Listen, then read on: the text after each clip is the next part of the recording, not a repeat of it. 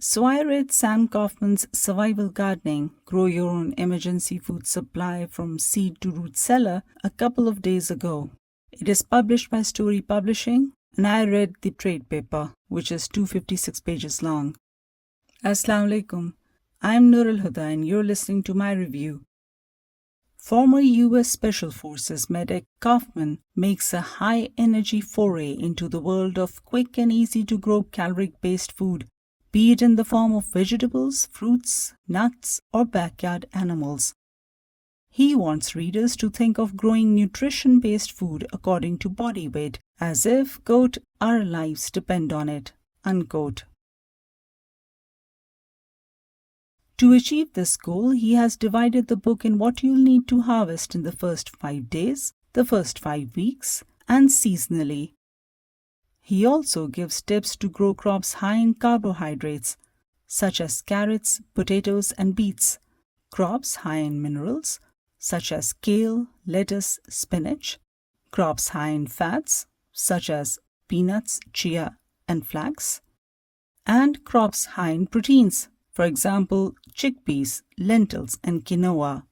He shows the process to grow and harvest high-performance seeds, that is, seeds that are easy to sprout and grow. For example, broccoli, cabbage, wheat, garlic, chive, fenugreek, parsley, turnip, and peas, among others. He believes mushrooms like shiitake, reishi, and maitake are power foods that boost body's immune system.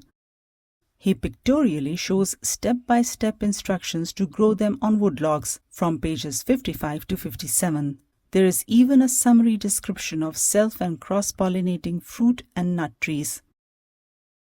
I guess by now you have understood that what he's saying in this book is that he wants people to look at this food as a necessity and as something that needs to be available in an emergency.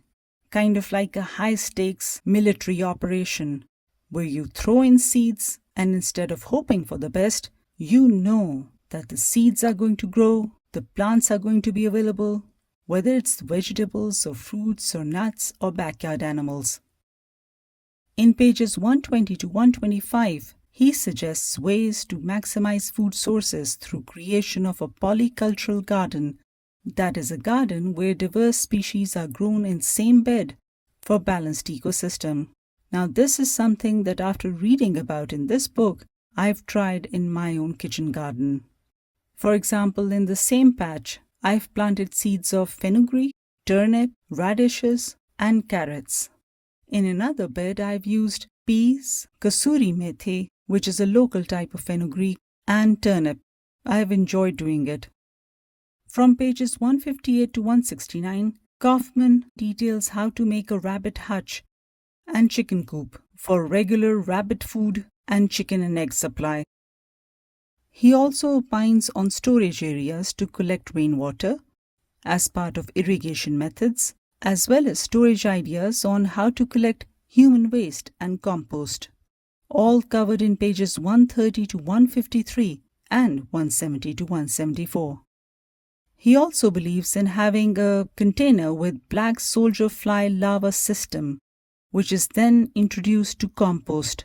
All organic matter is recycled through black soldier fly larva system, which breaks down scraps to produce nitrogen, phosphorus, and potassium, which is then used for soil nourishment and as chicken food. Readers will be intrigued by Hügelkultur bed, a method of raised garden bed that conserves water and is essential for dry geographical areas, and the use of marigold flowers, mint, and lavender to deter pests like beetles, aphids, and caterpillars. After reading about it in the book, I actually planted marigold flowers across the winter vegetables, especially around spinach. I've yet to see the difference, but the yellow and orange of marigold looks great with the green of the spinach. The author is also mindful of the lack of space in apartments and homes that are in urban areas and emphasizes vertical garden setups to maximize production of food, as well as using abandoned spots such as sidewalks and street corners for growing shrubs, flowers, and vegetables. However, there's one idea that I think readers may feel queasy about.